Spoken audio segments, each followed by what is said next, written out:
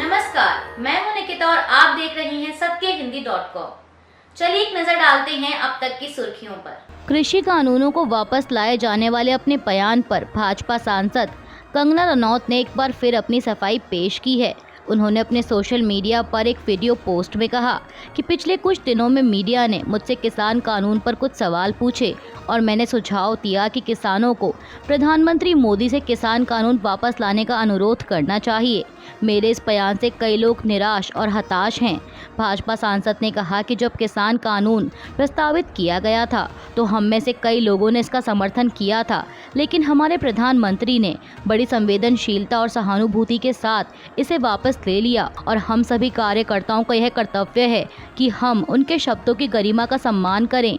मुझे भी यह ध्यान रखना होगा कि मैं अब कलाकार नहीं हूँ, मैं भारतीय जनता पार्टी की कार्यकर्ता हूँ और मेरी राय मेरी अपनी राय ना होकर पार्टी का रुख होनी चाहिए।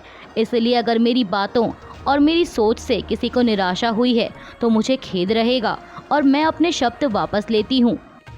आम आदमी पार्टी के राष्ट्रीय संयोजक अरविंद केजरीवाल ने आरएसएस प्रमुख मोहन भागवत को पत्र लिखकर केंद्रीय एजेंसियों के दुरुपयोग का आरोप लगाते हुए उनसे कुछ सवाल पूछे हैं। केजरीवाल ने पत्र में लिखा कि जनता के मन में कुछ सवाल हैं जो मैं आपके समक्ष रख रहा हूं। मेरी मंशा सिर्फ भारतीय लोकतंत्र को बचाने और मजबूत करने की है।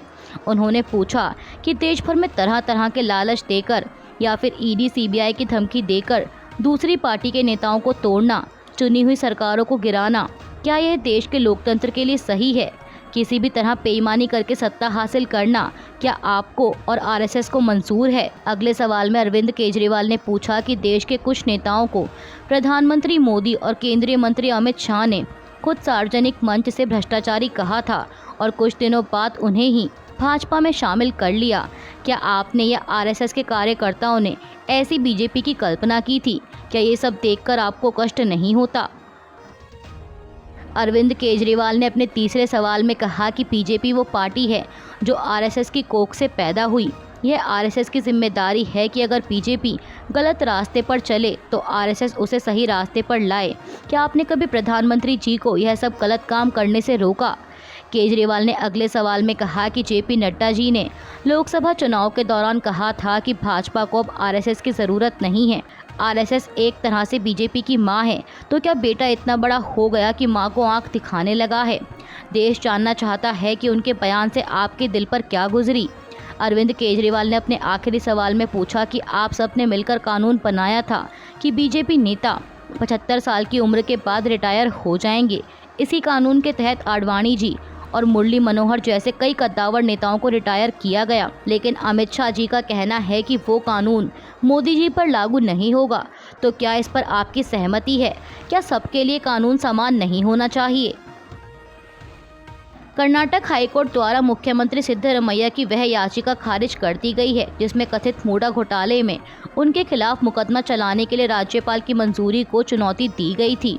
अब इस पर प्रतिक्रिया देते हुए राज्य के गृह मंत्री जी परमेश्वर ने कहा कि न्यायपालिका का सम्मान करते हुए हम इस फैसले से खुश नहीं हैं, क्योंकि जब मुख्यमंत्री की इसमें कोई सीधी भागीदारी नहीं है, मुख्यमंत्री का कोई आदेश नहीं है, किसी भी दस्तावेज पर कोई हस्ताक्षर नहीं है और इस पूरी बात को देखते हुए हम इस फैसले से खुश नहीं हैं। कम से कम हमने अपील करने के लिए डबल बेंच और फिर अगर ज़रूरत पड़ी तो शायद सुप्रीम कोर्ट जाने का फैसला किया है। राज्य गृह मंत्री ने आगे कहा कि मुख्यमंत्री के इस्तीफे की मांग बीजेपी और जेडीएस का तर्क रहा है कि मुख्यमंत्री को इस्तीफा देना चाहिए, लेकिन उन्होंने पहले ही स्पष्ट कर दिया है कि वे इस्तीफा नहीं देने जा रहे हैं। हम उनसे इस्तीफा देने के लिए भी नहीं कहेंगे। हम निश्चित रूप से उनके साथ रहेंगे और देखेंगे कि सरकार अपना काम करे और राज्य के लोगों की सेवा करे। अमेरिका के पूर्व राष्ट्रपति डोनाल्ड ट्रंप ने कहा है कि ईरान उन्हें मरवाना चाहता था, लेकिन इसमें कामयाब नहीं हुआ। वो फिर ऐसी कोशिश कर सकता है। ट्रंप ने सोशल मीडिया प्लेटफॉर्म पर लिखा कि मेरी जान को ईरान से बहुत बड़ा खतरा है। पूरी अमेरिकी सेना देख और इंतज़ार कर रही है। ईरान की ओर से कोशिश की गई, लेकिन ये नाकाम रही, लेकिन वो फिर कोशिश करेगा। किसी के लिए भी अच्छी स्थिति नहीं है। मैं और ज़्यादा लोगों, बंदूकों और हथियारों से घिर गया हूँ। इससे ज़्यादा लोगों से मैं पहले इतना घिरा नहीं रहता था। ट्रंप ने लिखा कि संसद का शुक्रिया उसने मेरी सुरक्षा के लिए और धन आवंटित किया। ये देखना अच्छा था कि रिपब्लिकन और डेमोक्रेटिक सांसद इस मुद्दे पर एक साथ आए। लेकिन अगर पूर्व राष्ट्रपति पर हमला होता है तो हमलावरों के लिए अपनी मौत को दावत देने जैसा होगा। आपको बता दें कि अमेरिकी राष्ट्रपति चुनाव से पहले ट्रंप के इस तरह के बयान को कुछ लोग उनका नया शिगुफा मान रहे हैं। श्रीलंका के नए राष्ट्रपति अनुरा कुमारा दिसानायके ने संसद भंग कर दी है। देश में अब संसदीय चुनाव होंगे। सरकारी गजट में कहा गया है कि संसदीय चुनाव 14 नवंबर को होंगे। 225 सदस्यीय सीटों में दिसानायके की पार्टी नेशनल पीपल्स पावर गठबंधन की सिर्फ 3 सीटें हैं। इससे पहले दिसानायके ने हरिनी अमरासूर्या को देश की नई प्रधानमंत्री चुना। श्रीलंका के इतिहास में यह तीसरी बार होगा जब कोई महिला प्रधानमंत्री के पद पर बैठेगी। बता दें कि राष्ट्रपति चुनाव जीतने के बाद दिसानायके ने कहा था कि वो जल्द ही संसदीय चुनाव के लिए संसद भंग करेंगे। उन्होंने कहा था कि चुनाव जल्द से जल्द कराए जाएंगे ताकि अपनी नीतियों को लागू कर सकें। उन्होंने इससे पहले कहा था कि जनता की इच्छा के विरुद्ध बनी संसद को जारी रखने का कोई मतलब नहीं है। रूस ने यूक्रेन के उत्तर पूर्वी शहर खार्किव में नए सिरे से हमला किया है। स्थानीय अधिकारियों के मुताबिक इन हमलों में 3 लोगों की मौत हो गई और 31 लोग घायल हुए हैं। अधिकारियों ने बताया कि मंगलवार को शुरू हुए ये हमले गाइडेड ग्लाइड बम से किए गए। हमले 4 जिलों में किए गए हैं। यूक्रेन के राष्ट्रपति व्लादिमीर जेलेंस्की ने कहा कि रूस ने अपार्टमेंट्स, बेकरी और स्टेडियम को निशाना बनाया है। साफ है कि उनके हमले का निशाना यूक्रेनी नागरिक हैं। देश के पूर्वी इलाके में यूक्रेनी सेना रूसी सेना के साथ भीषण युद्ध लड़ रही है। रूस ने यूक्रेन के लगभग ध्वस्त हो रहे शहर वुलेदार को घेर रखा है। कल मंगलवार के हमले के बाद जेलेंस्की ने उस अपार्टमेंट की तस्वीर शेयर करते हुए बयान जारी किया जो कि रूसी हमले में पूरी तरह ध्वस्त हो गया था। बॉलीवुड अभिनेत्री और मंडी लोकसभा से भाजपा सांसद कंगना रनौत के 3 कृषि कानून वापस लाने वाले बयान से बीजेपी ने पल्ला झाड़ लिया है। दरअसल आपको बता दें कि कांग्रेस ने एक्स पर रनौत का एक बिना तारीख वाला वीडियो साझा किया जिसमें वह कथित तौर पर हिंदी में कह रही हैं कि जो कृषि कानून निरस्त किए गए हैं उन्हें वापस लाया जाना चाहिए। मुझे लगता है कि यह विवादास्पद हो सकता है। किसानों के हित में कानून वापस लाए जाएं। किसानों को खुद इसकी मांग करनी चाहिए ताकि उनकी समृद्धि में कोई रुकावट नहीं रहे। कांग्रेस ने इस वीडियो के साथ कैप्शन में लिखा कि किसानों पर थोपे गए 3 काले कानून वापस लाए जाएं। यह बात भाजपा सांसद कंगना रनौत ने कही है। देश के 750 से अधिक किसान शहीद हो गए, तब जाकर मोदी सरकार जागी और ये काले कानून वापस लिए गए। कांग्रेस ने आरोप लगाया कि अब बीजेपी सांसद इन कानूनों को वापस लाने की योजना बना रहे हैं, लेकिन कांग्रेस किसानों के साथ है। ये काले कानून कभी वापस नहीं होंगे, चाहे नरेंद्र मोदी और उनके सांसद कितनी भी कोशिश कर लें। कांग्रेस प्रवक्ता सुप्रिया श्रीनेत ने हरियाणा में विधानसभा चुनावों का स्पष्ट संदर्भ देते हुए कहा कि हम ऐसा कभी नहीं होने देंगे। हरियाणा करारा जवाब देगा। अब पार्टी सांसद कंगना रनौत की टिप्पणी को बीजेपी प्रवक्ता गौरव भाटिया ने उनका निजी बयान करार दिया है। गौरव भाटिया ने कहा कि मैं यह स्पष्ट करना चाहता हूं कि यह बयान उनका निजी बयान है। बीजेपी प्रवक्ता ने कहा कि कंगना रनौत भाजपा की ओर से ऐसा बयान देने के लिए अधिकृत नहीं है और यह कृषि बिलों पर बीजेपी के दृष्टिकोण को नहीं दर्शाता है। हम इस बयान की निंदा करते हैं। वहीं भाजपा की इस टिप्पणी के बाद कंगना भी अपने बयान से यू टर्न लेती दिखी। उन्होंने एक्स पर ट्वीट करते हुए इसे अपना निजी बयान बताया। कंगना ने लिखा कि बिल्कुल कृषि कानूनों पर मेरे विचार निजी हैं और इसका पार्टी से कोई लेना देना नहीं है। जम्मू कश्मीर विधानसभा चुनाव के दूसरे चरण के लिए आज बुधवार 25 सितंबर को वोटिंग हो रही है। इस चरण में 26 सीटों पर मतदान हो रहा है, जिसके लिए चुनाव आयोग ने 3500 मतदान केंद्र बनाए हैं। आपको बता दें कि इस दूसरे चरण के मतदान के लिए 239 उम्मीदवार मैदान में हैं। इनमें जम्मू कश्मीर नेशनल कॉन्फ्रेंस के उपाध्यक्ष उमर अब्दुल्ला, जम्मू कश्मीर कांग्रेस के प्रमुख तारिक हमीद कर्रा और बीजेपी के जम्मू कश्मीर प्रमुख रविंद्र रैना शामिल हैं। साथ ही बता दें कि इन सीटों पर 25.78 लाख वोटर हैं। इनमें 13.12 लाख पुरुष और 12.65 लाख महिला वोटर हैं। थर्ड जेंडर के 53 वोटर हैं। वोटिंग को देखते हुए पूरे जम्मू कश्मीर और पीर पंजाल घाटी में सुरक्षा के पुख्ता इंतजाम किए गए हैं।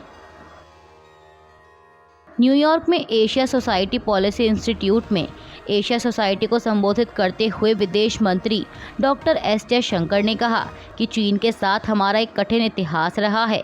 चीन के साथ हमारे स्पष्ट समझौतों के बावजूद हमने कोविड के दौरान देखा कि चीन ने इन समझौतों का उल्लंघन करते हुए LAC पर बड़ी संख्या में सेनाएं भेजी।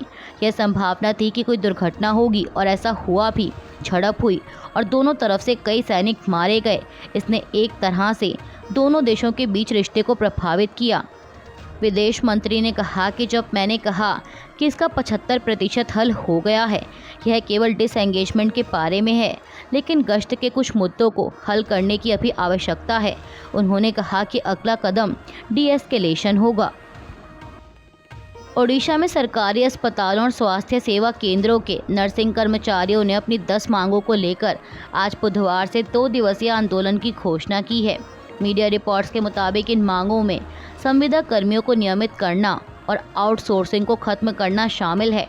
ओडिशा नर्सिंग कर्मचारी संघ की अध्यक्ष सुचिस्मिता दास ने कहा कि उन्होंने राज्य सरकार के समक्ष कई बार अपनी मांगें उठाई हैं, लेकिन सरकार उन पर कोई ध्यान नहीं दे रही है। उन्होंने कहा कि इसलिए हमने आपातकालीन चिकित्सा सेवाओं को बाधित किए बिना बुधवार को विरोध प्रदर्शन शुरू करने का फैसला किया है।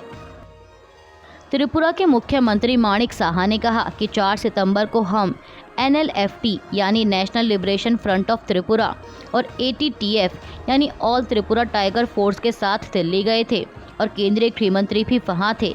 इस संबंध में वहां एक समझौता ज्ञापन पर हस्ताक्षर किए गए थे और आज एक ऐतिहासिक दिन है। आज इन लोगों ने NLFT और ATTF दोनों ने भारी मात्रा में हथियार और गोला बारूद के साथ आत्मसमर्पण किया है। नॉर्थ ईस्ट में उग्रवादियों ने पूरे नॉर्थ ईस्ट को बर्बाद कर दिया था। जब प्रधानमंत्री मोदी ने पदभार संभाला तो उन्होंने इसके लिए काम किया। मुख्यमंत्री ने कहा कि जब तक नॉर्थ ईस्ट विकसित नहीं होगा तब तक देश भी विकसित नहीं होगा। मुझे लगता है कि अब त्रिपुरा में कोई उग्रवादी संगठन नहीं है। इसके लिए मैं प्रधानमंत्री मोदी और केंद्रीय गृह मंत्री अमित शाह का धन्यवाद करता हूँ। हरियाणा विधानसभा चुनाव को लेकर राजनीतिक दलों की तीखी बयानबाजी लगातार जारी है। अब इसी कड़ी में राज्य के मुख्यमंत्री नायब सिंह सैनी ने कांग्रेस नेता रणदीप सुरजेवाला को सलाह दी है। मुख्यमंत्री ने कहा कि हरियाणा में चुनाव के मद्देनज़र प्रधानमंत्री मोदी के दौरे होने वाले हैं, जिससे लोगों में उत्साह रहेगा। उन्होंने कहा कि वहां यानी कांग्रेस में परिवार से बाहर कुछ नहीं जाता। रणदीप सुरजेवाला को भी सलाह है कि कहीं आपकी भी हालत कुमारी शैलजा की तरह खराब ना हो जाए। इस बात को ध्यान में रखें क्योंकि कांग्रेस में परिवारवाद को महत्व दिया जाता है। लेबनान के स्वास्थ्य मंत्रालय ने कहा है कि उनके देश में जो हो रहा है वो जनसंहार है। आपको बता दें कि लेबनान में हिजबुल्लाह के ठिकानों पर पिछले 2 दिनों से जारी इजरायली हमलों के बाद से अस्पतालों में घायलों की बाढ़ आ गई है। लेबनान के स्वास्थ्य मंत्री फिरास अबैद ने मीडिया से कहा कि अब ये साफ हो चुका है कि इजरायली हमले में अब तक 550 लोगों की मौत हो चुकी है और मरने वालों में महिलाओं और बच्चों समेत बड़ी तादाद में आम नागरिक शामिल हैं। वहीं इससे पहले मंगलवार को इसराइल ने दावा किया था कि उसकी सेना ने हिजबुल्लाह की रॉकेट फोर्सेस के प्रमुख को मार दिया है। अभी के लिए बस इतना ही। बाकी की खबरों के लिए जुड़े रहिए सत्यहिंदी.com के साथ।